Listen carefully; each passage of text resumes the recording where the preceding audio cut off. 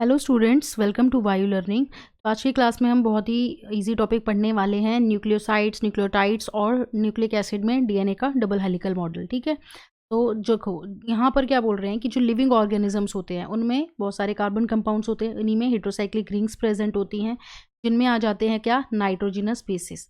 ये जो nitrogenous basis है इनमें कौन कौन से आते हैं, एडेनिन, ग्वानिन, साइटोसिन, यूरेसिल और थाइमिन।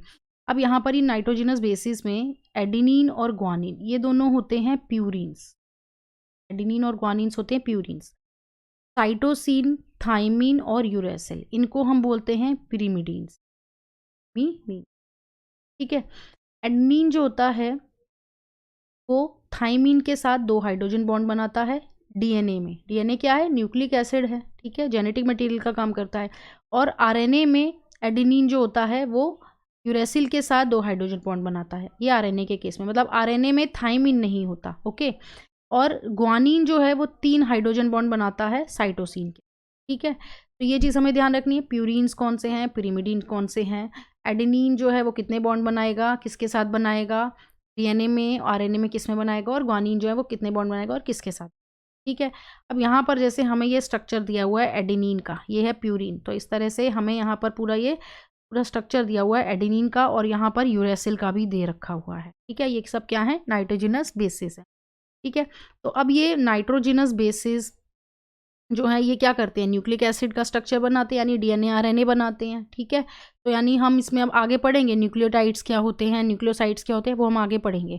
अभी हम जो हैं वो थोड़ा सा जो डीएनए का डबल हेलिकल मॉडल है उसके बारे में हम बात करते हैं। ठीक है, फिर हम न्यूक्लियोसाइड्स और न्यूक्लियोटाइड्स पढ़ेंगे। अब न्यूक्लिक एसिड जो होते हैं वो बहुत सारे सेकेंडरी स्ट्रक्चर्स बनाते हैं, जिसमें से हम अभी पढ़ने वाले हैं कौन सा स्ट्रक्चर, वैटसन एंड क्रिक का double helical model of DNA.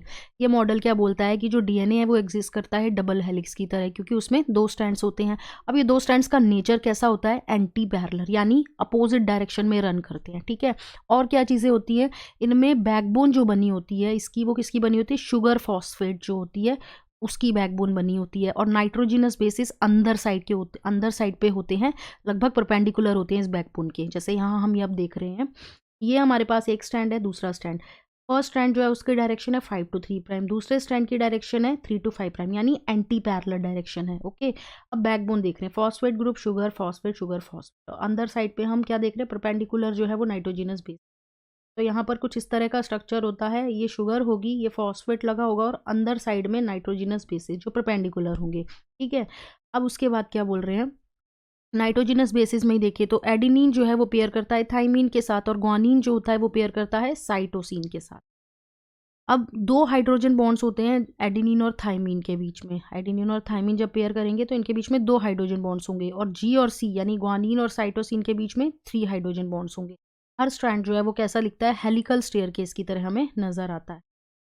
Each step of accent is represented by a pair of basis. ठीक है, यहाँ पर हम देख रहे हैं इस वाले टर्न में जो है वो बहुत सारे नाइट्रोजिनस बेसिस हैं, फिर इधर है इधर है, तो बेसिस प्रेजेंट होते हैं। At each step of accent the strand turns 36 degree. ठीक है, तो यहाँ पर हम क्या देख रहे हैं कि जब एक जो बेस पेयर है वो रोटेट होगा तो उसमें कितना डिग्री रोटेट होगा, एक बेस पेयर 36 डिग्री एक बेस पेयर रोटेट होगा। तो लगभग एक पूरा जो टर्न जब रोटेशन होगा, यानी 10 बेस पेयर जब इकट्ठे रोटेट होंगे तो 360 डिग्री का रोटेशन होगा।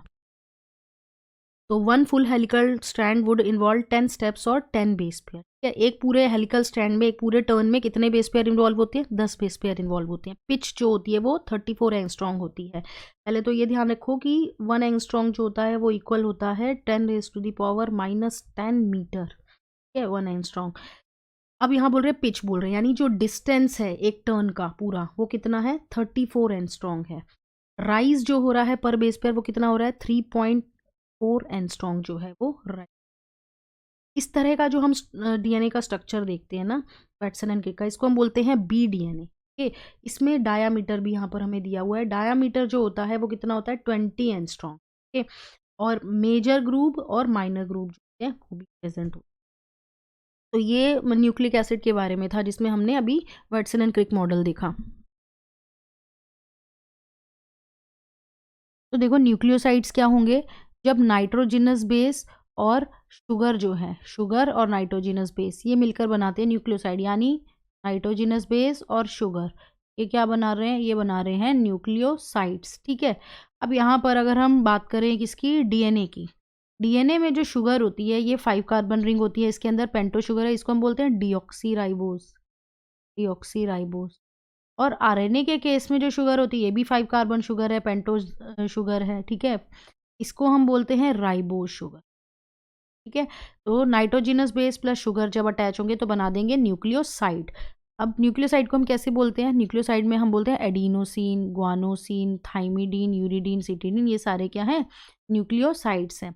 अब यहाँ पर हम ये देख रहे हैं, ये है यूरिडीन, यहाँ पर यूरेसिल प्रेजेंट है कार्बन 1 पे, यहाँ पर एडेनिन प्रेजेंट है कार्बन 1 पे। अब देखो ये जो नाइट्रोजिनस बेस है और ये जो शुगर है ये आपस में कौन सा बॉन्ड बनाते हैं, इनके बीच में कौन सा बॉन्ड प्रेजेंट होता है, इनके बीच में प्रेजेंट होता है ग्लाइकोसाइडिक बॉन्ड, के बीच में प्रेजेंट होता है ग्लाइकोसाइडिक बॉन्ड। लास्ट में हम बात करेंगे न्यूक्लियोटाइड्स। तो देखो न्यूक्लियोटाइड्स क्या होते हैं, जब एक फॉस्फेट ग्रुप जो होता है वो एस्टर बॉन्ड बनाता है और शुगर से अटैच्ड हो जाता है, इसको हम बोलते हैं न्यूक्लियोटाइड्स, ठीक है।